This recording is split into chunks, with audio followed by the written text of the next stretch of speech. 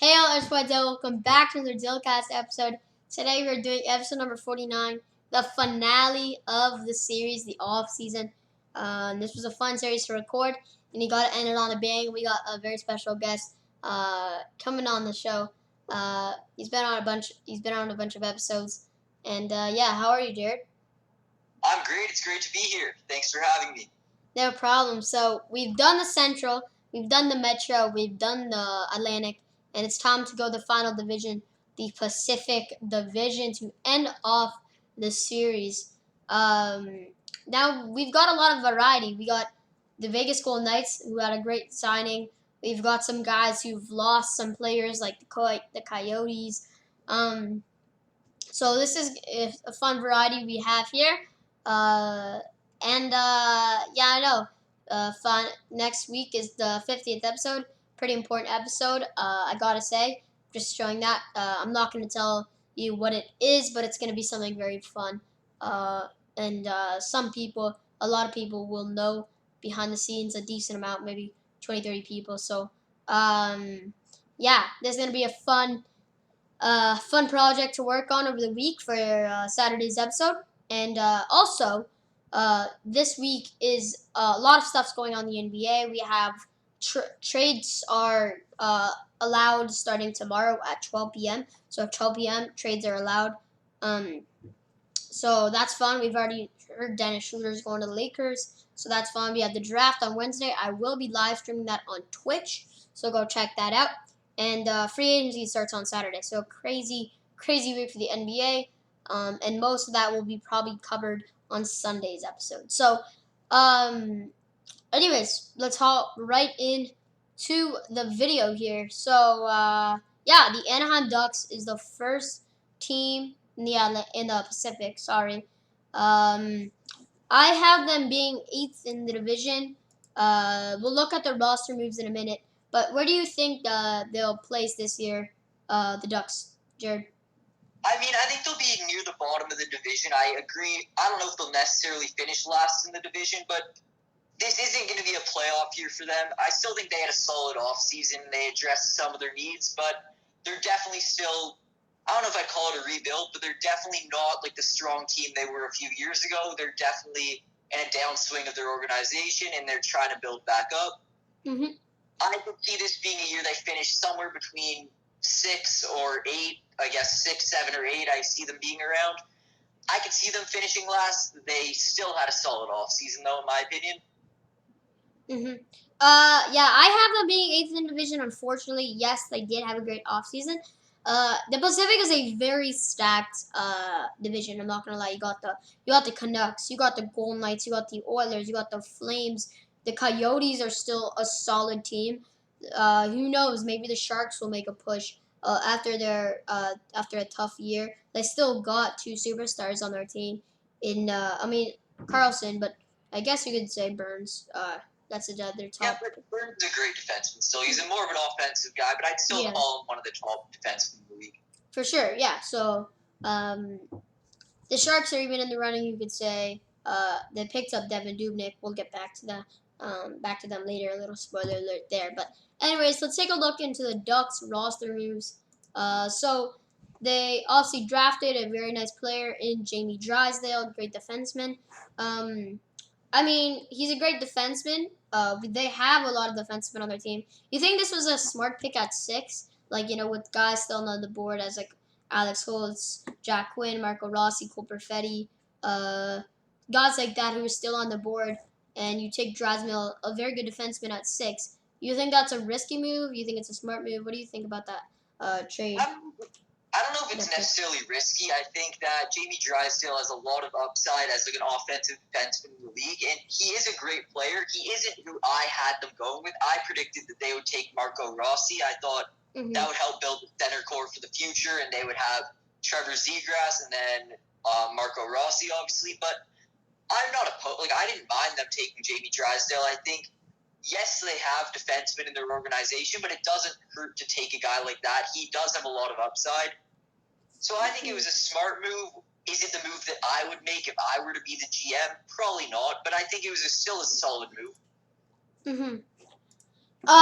Anyways, they had a couple signings here. They bring back Derek Grant. I believe he was on the Ducks and like the Penguins, and then the Flyers, and then he's back on the Ducks. So for 1.5, 3 years, not a big contract, not too risky at all. And they also signed a Stanley Cup winner this year in Kevin Shattenkirk. I really like that signing. They improved their defense. Obviously, defense is not at their top, like the top to be top of their needs right now, but it's still a great player. And having him, Kevin Shattenkirk, on your team at any time is still a W. They also bring back Sonny Milano for 2 years, Jacob Larson for 2 years, Troy Terry for 3 years. They back Brendan Gooley for 2 years, Christian Juice for 1 year, and so a bunch of nice moves there. This offseason, I have them having a 7 out of 10 offseason. Uh, yeah. What about you? Yeah, I would agree with that. I think going into the Kevin Shattenkirk signing, that's really their main signing of this offseason. They'll think back on this offseason and be like the main takeaways that we got Kevin Shattenkirk. They got him for $3.9 million as their average. So for 3 years, that's a solid deal. And yeah, I would agree that it's probably a 7 out of 10, maybe. I'd say probably 6 or 7 out of 10. Could it have been better? Sure, but it definitely wasn't bad. They definitely are an improved team going into next year, so I liked their offseason. Next is the Arizona Coyotes. Rough offseason from them. On and off the ice. Tough moves by them. Although they are a great team, they got guys like Clayton Keller, Oliver Ekman-Larsson, Phil Kessel. Their goalies, they got a nice goalie tandem in Darcy Kemper and Antti Raanta. But I think they'll just miss out. The Flames, the Oilers, the Canucks, the Golden Knights, they're so nice. The Canadian teams are going to be so good this year. And imagine, I've heard talks about a Canadian division. Yeah, you actually bring that to my attention.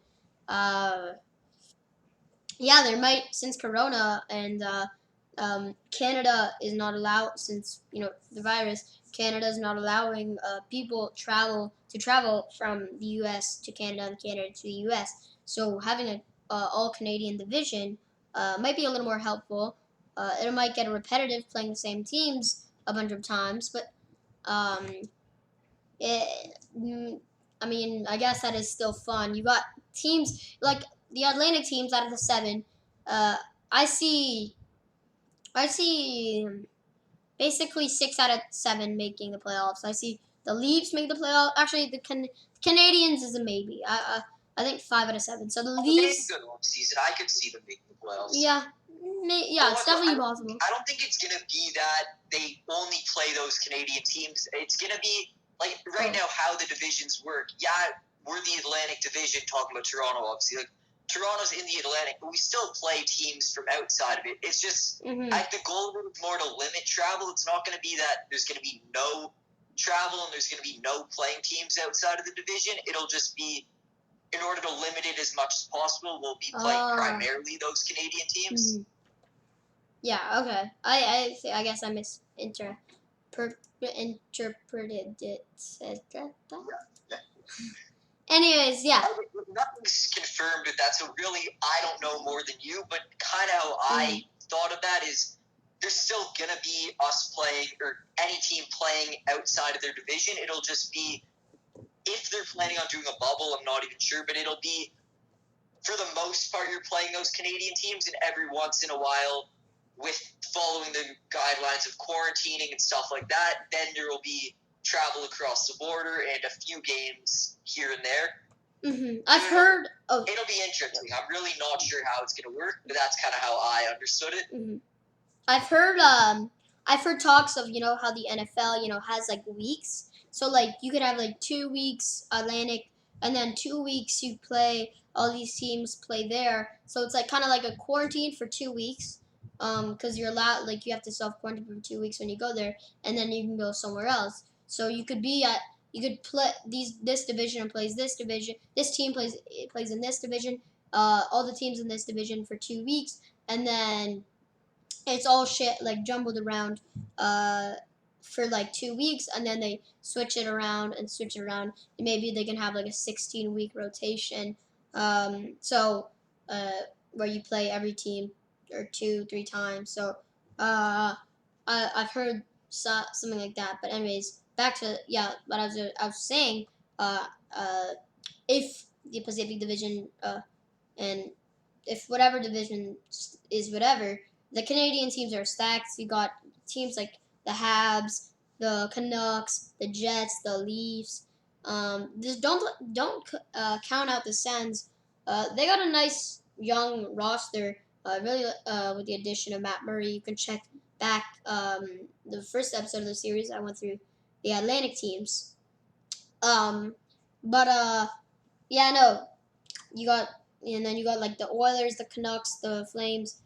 All those guys are not really nice. So Pacific Division is gonna be tough this year for sure. But back to as we were saying, the Coyotes, they are gonna miss out barely. I feel like as being the fifth in the division. It's gonna be very close. They might miss by us by five, less than 5 points.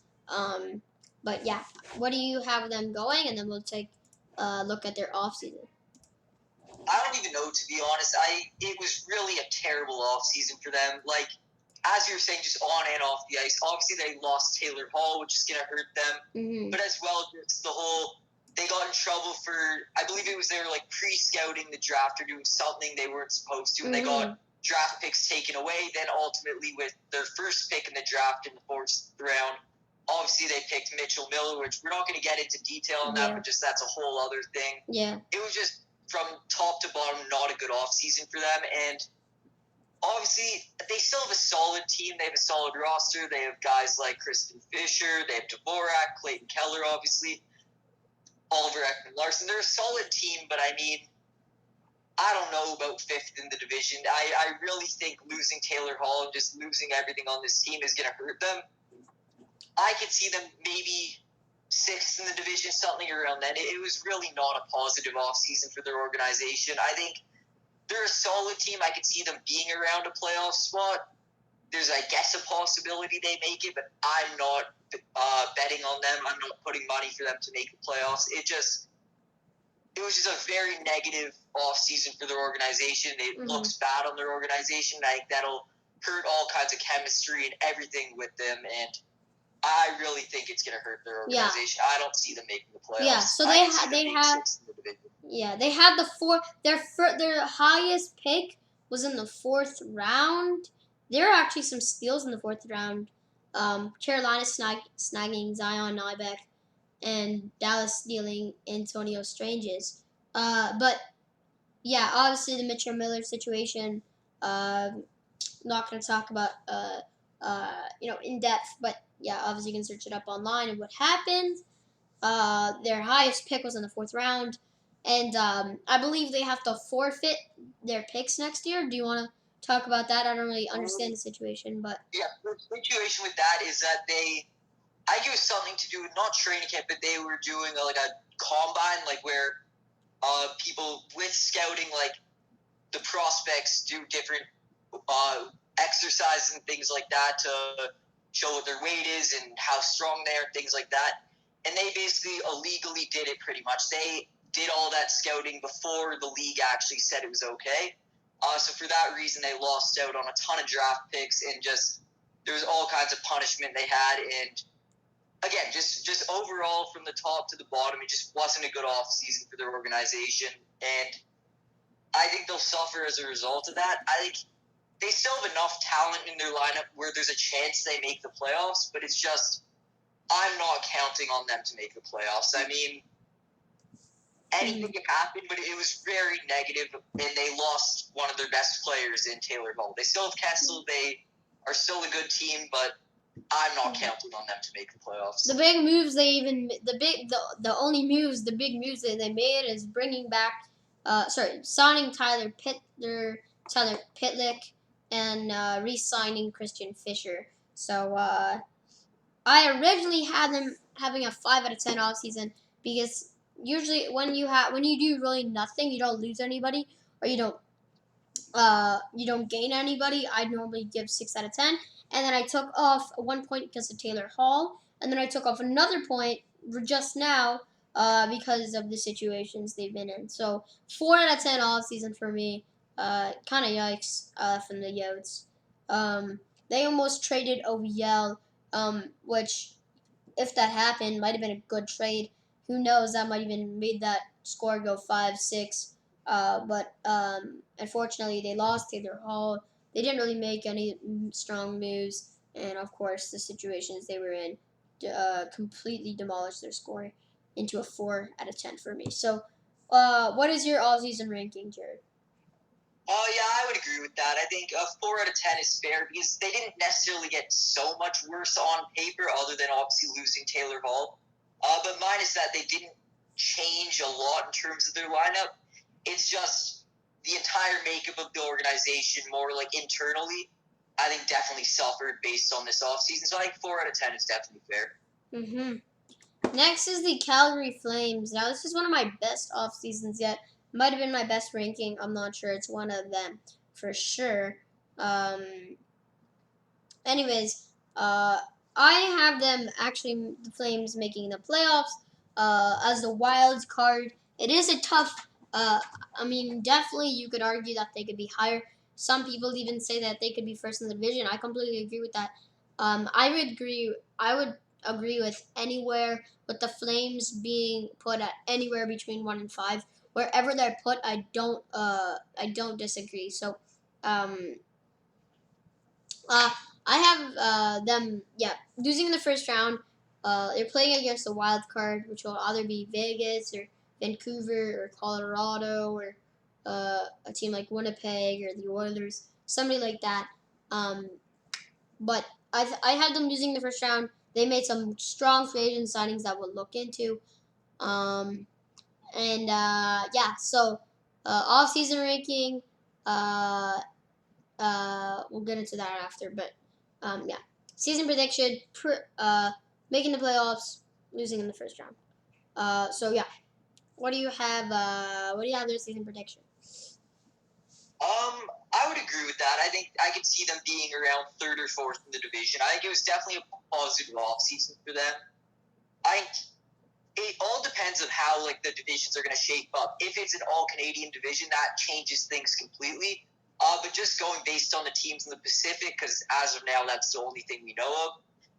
I think they're one of the strongest teams in it, but it is a competitive division, so it's very hard to predict. I think I could see them being around third or fourth.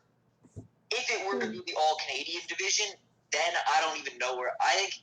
Yeah, that'd be nuts. I'd probably say Toronto, in my opinion, is the strongest Canadian team.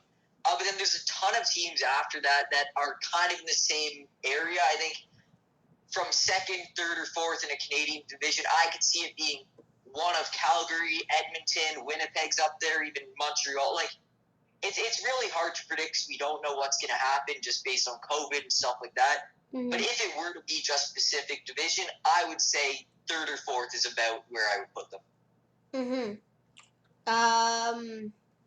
Yeah. I just realized that today is my quarter birthday just now. That's kind of funny. Anyways. That's funny. All right. Anyways, let's look into their roster moves here. So, they signed Josh Lebo for 1 year. They signed Dominic Simon. All right. Yeah, they signed Andrew Mangiapane. They signed Louis Domingue. They signed Chris Tanev. They signed Jacob Markstrom.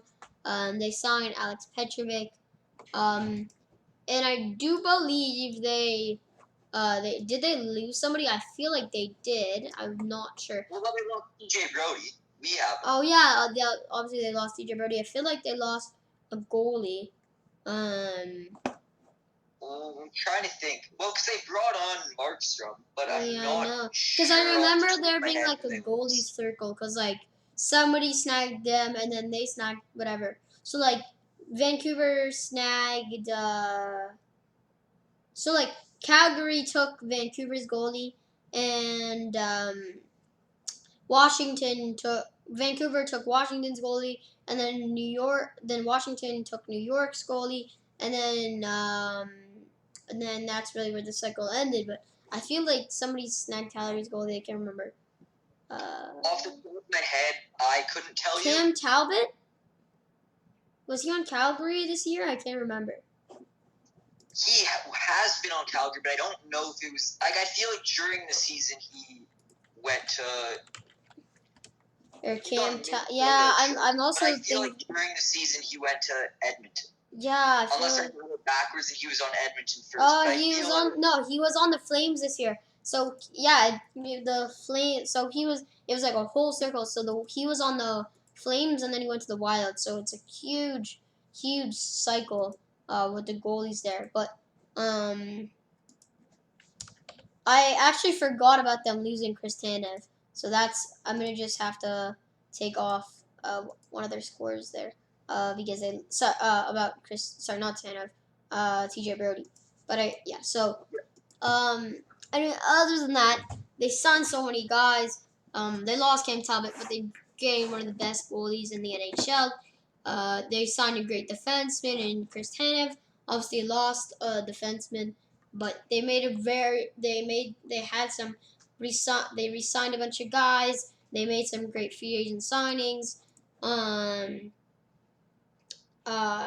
I they drafted a forward, a center, Connor Zari, from the WHL. So all around, great offseason. I give them an 8 out of 10 on it. But what is your ranking? Oh, they essentially just became the Calgary Canucks. I mean, they got everyone from Vancouver. But no, they had a good offseason. I would agree with 8 out of 10. I think they had a very solid offseason. I think getting a ton of guys like Markstrom will definitely be an improvement in their goaltending core. But even a guy like Josh Levo, I could see succeeding in the organization in Calgary.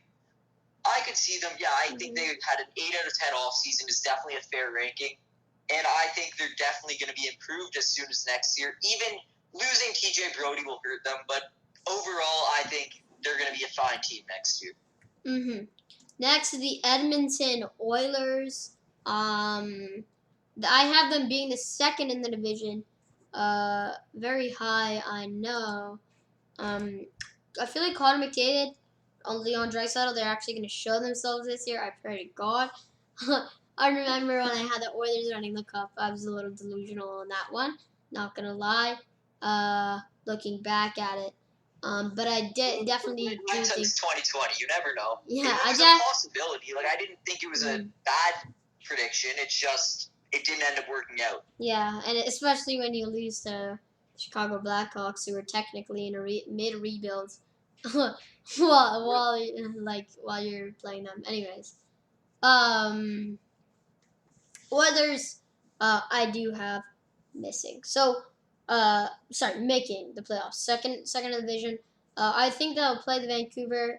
It kind of spoils my season prediction for them, but I think they're gonna play Vancouver in the first round. I think they're gonna win, and then I think they might lose in the second round to I know who, but we'll talk about that later. I think they're definitely gonna be a strong team this year, especially with Noah Draisaitl and Connor McDavid, obviously. They made some huge free agent signings, and we'll get into that soon. But yeah, I know. What's your season prediction for them? I think they had a good off season, so I could see them. Like you gave them second in the division. I think they could be anywhere in the range from. I don't see them winning the division, but anywhere from second to fourth. I could see them finishing second, third, or fourth. I'm going to give them second in the division. I think that's a good prediction. I like that they brought back Jesse Puljujarvi and give him another chance. He still has a ton of potential. And I really think he still can be the player they expected him to be. They also obviously got Tyson Barrie, who didn't end up working out in Toronto, but he's still a great player. He's more of an offensive guy, which is why I don't think he worked in Toronto, because we need like a strong defensive guy, but I can see him succeeding in Edmonton. And they brought on Kyle Turris, who he was great in Ottawa, but just didn't work out in Nashville, so it's kind of he didn't get a huge contract. He got a $1.65 million average deal, and for 2 years, and I think that could work for him.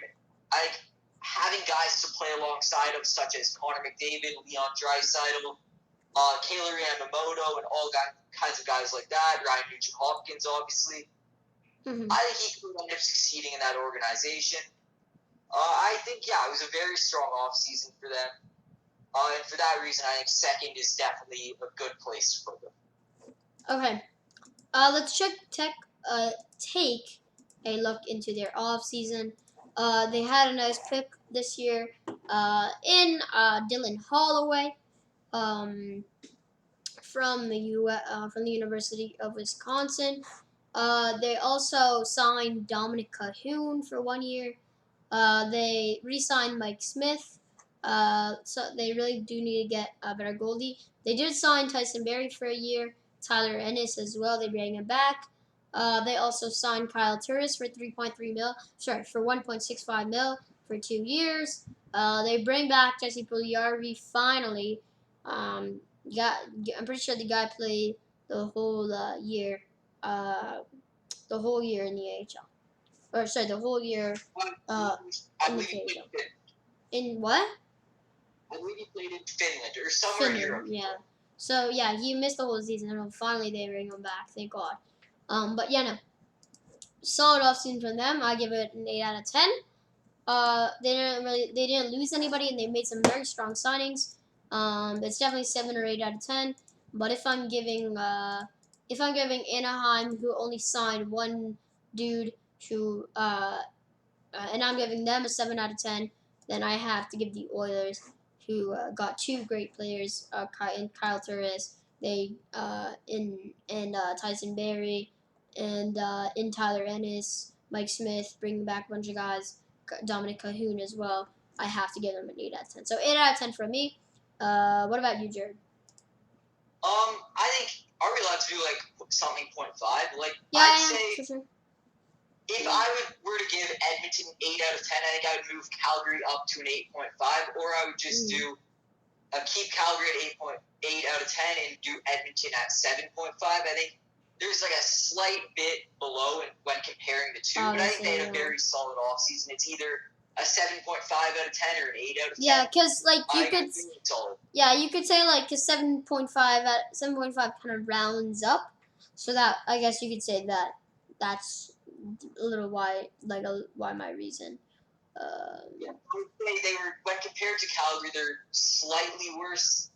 When just comparing the moves they made this offseason, not doing my prediction for the season. But I think, even though I have Edmonton being the better team when looking at the two, I think their offseason was slightly worse. So I think a 7.5 or an 8 out of 10 is definitely where I would have them. Okay. So next we have the Los Angeles Kings. You could say they're the worst in the division. It's definitely either them or Anaheim or San Jose for me. But I have the Kings being the seventh in the division, missing the playoffs. Yeah. They're a nice team. They had some nice off-season pickups, obviously in the draft. But I do have them having a rough patch. Obviously, they're gonna have to go through a little bit before their mid 2010s. Once they're back to that stage, they take a few more years to get back on track. So with a pick like this, in a offseason like this, definitely helps them to get back in order for this year. But anyways. The Kings, I have them missing the playoffs, seventh in division. What about you? Yeah, I would agree with that. I think similar to Anaheim, I think anywhere from sixth in the division to eighth in the division, I could see them finishing last in the division, but I also think it depends on who ends up getting in the lineup. If they decide to give Quentin Byfield a spot in his first year, and he ends up doing well, I think that's a team that could end up surprising some people. I like to bring on Elias Anderson. I think that was a good move. So I think they could end up being better than we give them credit for, but I still don't see them being competitive or making the playoffs. I think anywhere, from sixth in the division to eighth in the division is kind of the range I would give them. Yeah. Yeah, as you said, they they did bring on Elias Anderson for a second-round pick, which is a nice pickup. They acquired Oli Mata, who's got 2 years left on a $4 million contract. Not the greatest, but Chicago did retain 18% of that deal. They also bring back Carlos Gunstrom, who was a piece in the Jake Muzzin trade. Obviously, they drafted with the second pick. They drafted Mr. Quinton Byfield. Yep. And they did lose. I feel like who did they lose? I know they lost somebody. Oh, I was thinking of Toffoli, but that was earlier in the season. But yeah, that's my off season. That's their moves, kind of average. 7 out of 10 for me. I have to add because of that Quinton Byfield pick, I put them up at a 7 out of 10, not a 6 out of 10. 6 out of 10 is my average for me. Although 5 out of 10 should be average. Honestly, maybe go 6 out of 10. It wasn't a great off season, but it wasn't bad either. I think anywhere from 6 or 7 out of 10 is kind of where I put it. It definitely wasn't unbelievable. They're definitely not gunning for the playoffs this year. It's going to be a rebuilding year, but I think they had a fine off season. I think they kind of addressed the needs they needed, and they know where they are at this point. They're not a competitive team. They're nowhere near the team they were when they were winning Stanley Cups. I mean, they definitely know they're a rebuilding team, but they have a great prospect pool, and they definitely added to that this year by bringing on Elias Anderson, a guy who didn't work out in New York, but was a high prospect who was drafted 7th overall in 2017, so he's still a young guy. Hoping to succeed in a new organization, and obviously this year drafted Quinton Byfield. So I think they can be successful. They're definitely not making the playoffs this year, in my opinion, but they had a fine off season. I think a 6 or 7 out of 10 is kind of what I'd give them. Yeah. Next is the San Jose Sharks. Obviously a rough year for them. I think a lot of us had them making the playoffs, and I don't know what happened this year. Something failed for sure over there in Cali with the Sharks. But I think this year will be more the same. We'll see. I have them being sixth in the division. Maybe they'll be a little bit better this year. Who knows? But I do know that they will not make the playoffs. Honestly, anything can happen. They could have a bounce back year. Who knows? I've said it before in this episode, but personally, I do think they will miss the playoffs this year. So yeah, who do you have? What do you have the prediction to be? It's so hard to predict for them because in 2019 they made the conference finals, and then in 2019-20 they were just horrible. So I don't know. Like, it's the fact that they went from great to bad so quickly means I don't know if they're truly as horrible as they played last year. Like, it was a terrible year for them. And from the top to the bottom of their organization, they were awful. But I really have a hard time just right away based on last year saying, oh, they're going to be terrible again, because not too long ago they were a great team. So I think I don't even know what to say. I think it's possible they make the playoffs just because they aren't too different from the team they had. You can never count out a team with Erik Karlsson and Brent Burns. Am I predicting them to make the playoffs? No, but I think they could finish anywhere from, I want to say, 4th to 6th in the division. I think anything could happen. It's possible they make the playoffs just because they really weren't a bad team just last year.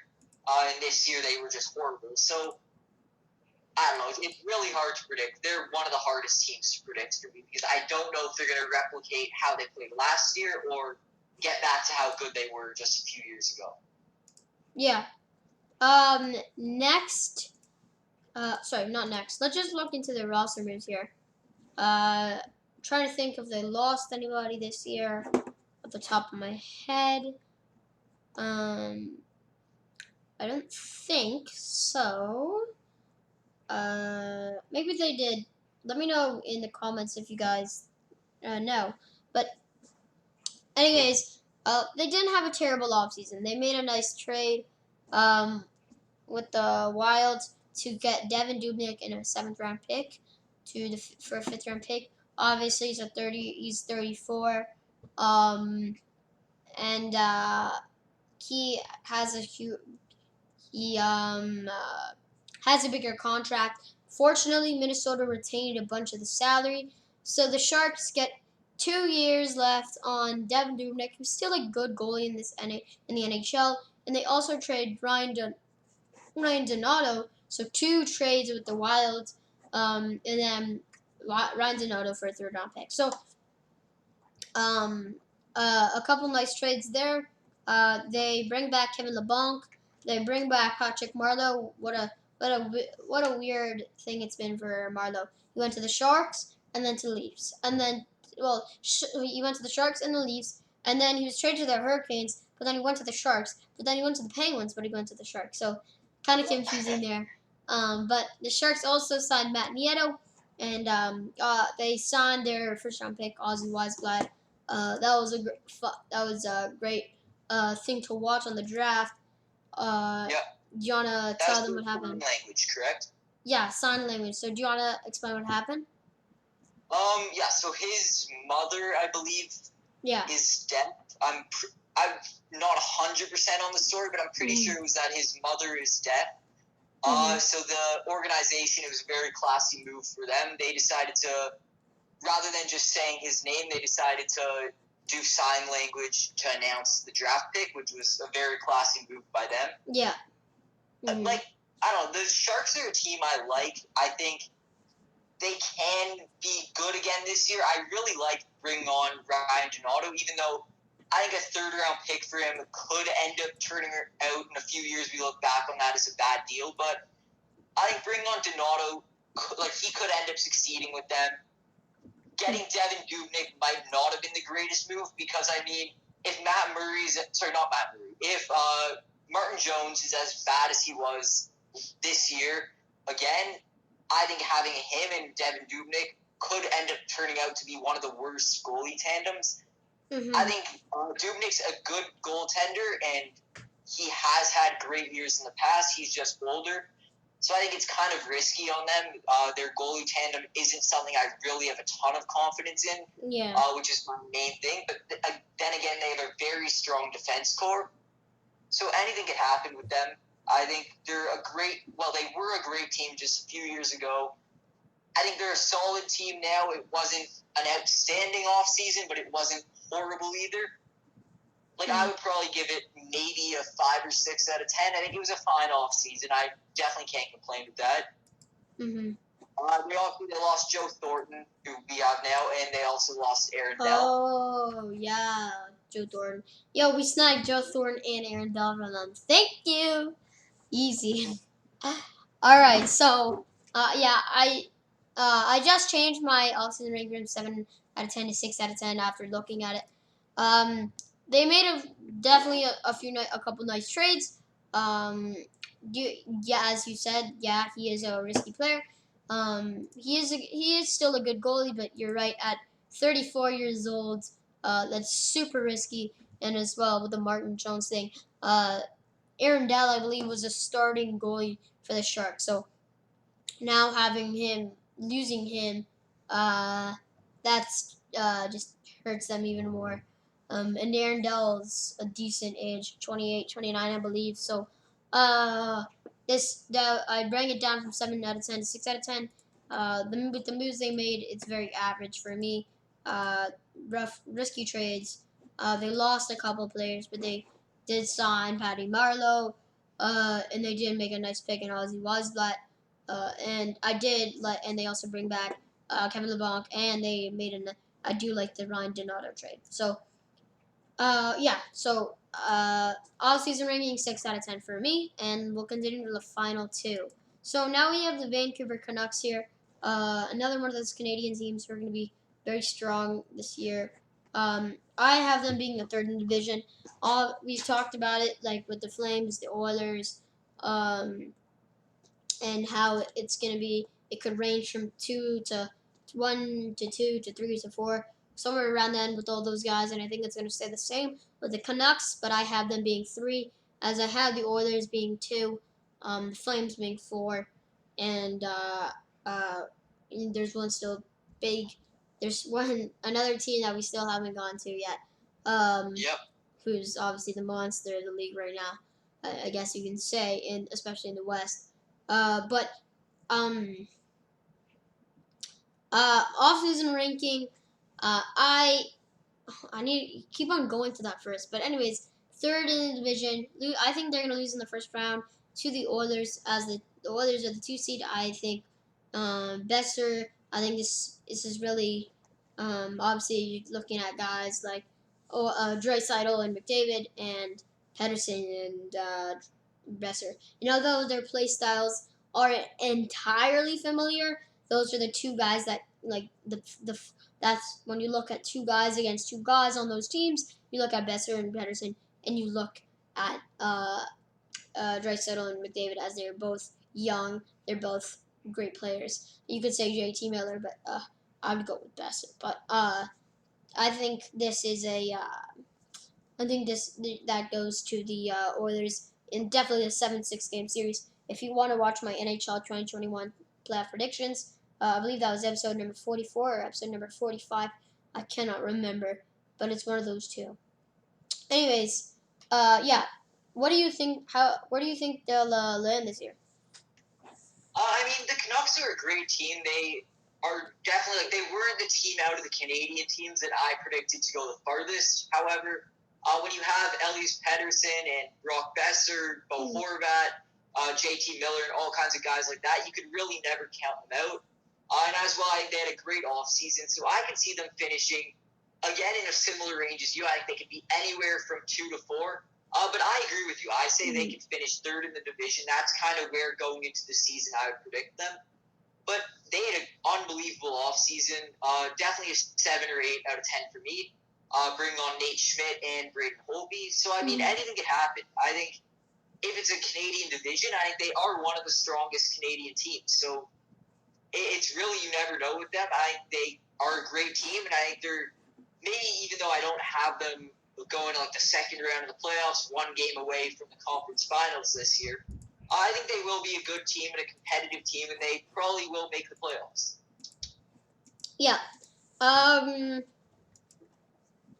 Yeah, you talked about it a little bit. Obviously, they bring over Nate Schmidt and Braden Holtby, 2 former Capitals, I guess you can say. They bring back Tyler Mott.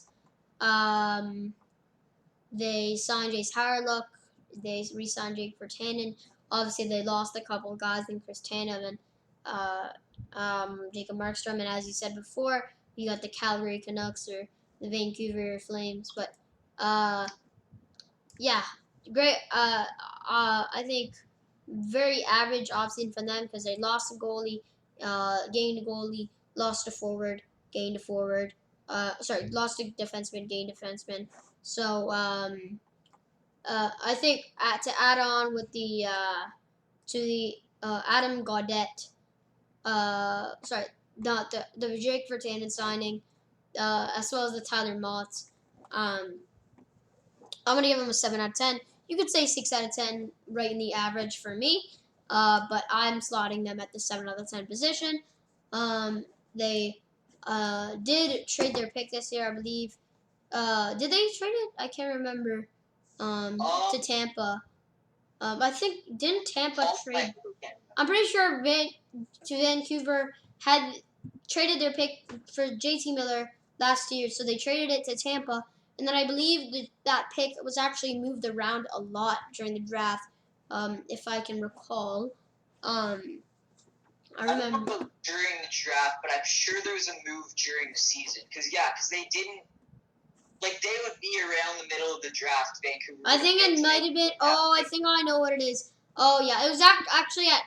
I think I know what it is. So I think it was from Tampa. It was either. Yeah. It was. Yeah. I understand now. So it was Tampa traded it. Traded. It was funny. So Tampa got their pick from Vancouver. the JT Miller trade, and then they traded that pick to New Jersey, for Blake Coleman, I believe, and then they also traded another first round pick, their own first round pick, for San Jose for, I believe, who was it? I forget who it was. God damn it. Who's the San Jose player on Tampa? Currently on Tampa? Yeah, I forget. They trade. I remember everybody was joking around how Tampa. Why would they trade a first round pick for him? I remember that, like, other draft. Is it Barkley Goodrow? Barclay Goodrow, that was it. Yeah. So, Barclay Goodrow. But that was also their 31st pick. Was also traded for Barclay Goodrow. So a bunch of flipping of the picks with Tampa there. But it ends with Vancouver having uh, Vancouver have whatever. But it ends there. So yeah, no. They did not have a first round pick. If I'll go through it again, actually, just in case. Yeah, they didn't. So, yeah. So 7 out of 10 offseason for them. What do you think they had? Well, earlier I said probably a 7 or 8. Now I'm looking more at an 8. At a 7 because they didn't have a draft pick. Yeah. Still, I think bringing on Braden Holtby and bringing on Nate Schmidt is something that will definitely help their team. But not having any draft picks or any first round talents to bring into the organization definitely could hurt their prospect pool in the future. So definitely, it wasn't a terrible offseason. I liked it. Originally looking at it, I was going to give it an 8. Now looking at it more, I'm going to give it a 7. But it was still a good offseason. I think they're definitely going to be an improved team, even though I don't see them going as far in the playoffs. I see them losing around the first round or maybe making the second, but I don't see them going one game away from the conference finals. I think it's going to be a solid year for them, but maybe not as good or as crazy or as much of a miracle run as they had last year. Yeah. Now, for the final team of the series, I guess you could say it's the Vegas Golden Knights, obviously. And I'm gonna go right off the bat. I'm gonna tell you what I have for the offseason ranking. I have it as a 10 out of 10. Could be a 9 out of 10 for sure. But with the moves they made, they I'll get into it after. But yeah. So my prediction is obviously they'll be first in the division. But unfortunately, I do believe they will lose in the third round to the Colorado Avalanche, who I will believe win the Stanley Cup again. Episode number 45 or 44, I can't remember. NHL playoff predictions for 2021. But anyways, I have them losing in the conference finals, but being the first in the division, no doubt. With bringing on obviously Alex Pietrangelo. So, what do you have their season prediction being?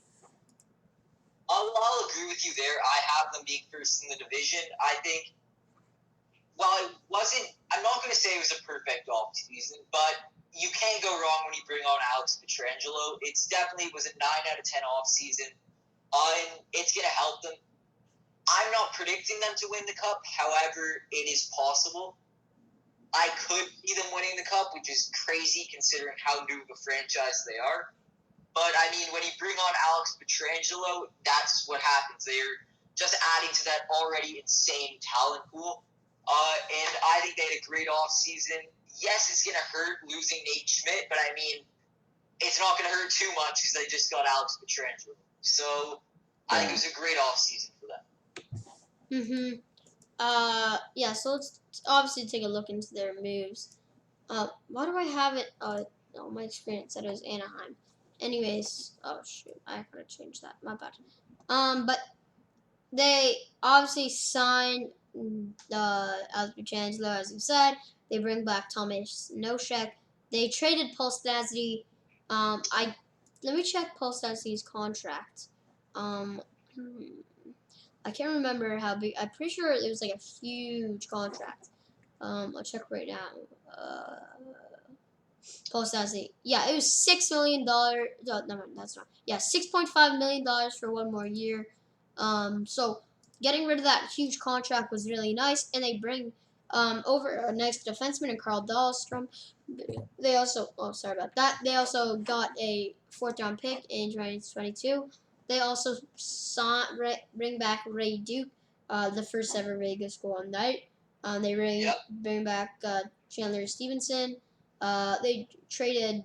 They got Dylan Sakura, who's I can't remember, a 24-year-old player for Brandon Peary, and then in the draft, they drafted Brandon Bryson, forward from the U.S. So don't know much about him, but a first round pick nonetheless. They had, and obviously uh, they didn't lose anybody aside from um, Nate Schmidt.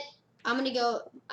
If I could go, I'd go 9.5 out of 10 for sure, or 10 out of 10.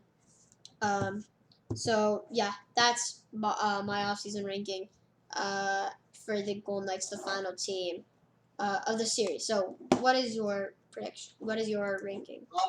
So, I mean, I said it before, but it's fine. I'll say it again. I mean, I don't think unless you really didn't lose anything and got a ton of top guys, that's maybe what I'd call a 10 out of 10 off season. I wouldn't call this a 10 out of 10 off season. However, it's definitely a 9 out of 10.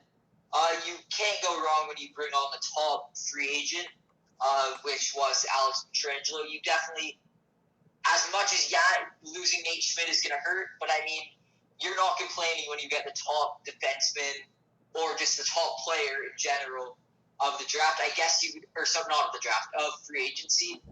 I guess you could say it was him and Taylor Hall were the top two, and they got one of the top two guys. Definitely the top defenseman. So, I mean, they're not complaining. They're absolutely still a contender for the Cup. Do I think they're going to win it? I'm not predicting them to, although would I be surprised? Not really, based on the players they have on their team.